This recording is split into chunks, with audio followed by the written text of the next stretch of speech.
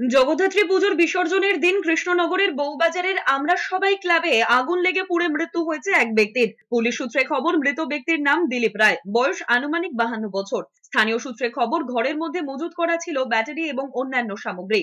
মুহূর্তের মধ্যে গোটা বাড়িকে গ্রাস করে ফেলে আগুনের লেলিহান শিখা। সেখানেই পুড়ে মৃত্যু হয়েছে ওই ব্যক্তির। এরপর দমকল কর্মীরা মৃতদেহটিকে উদ্ধার করে পুলিশের হাতে হস্তান্তর করে।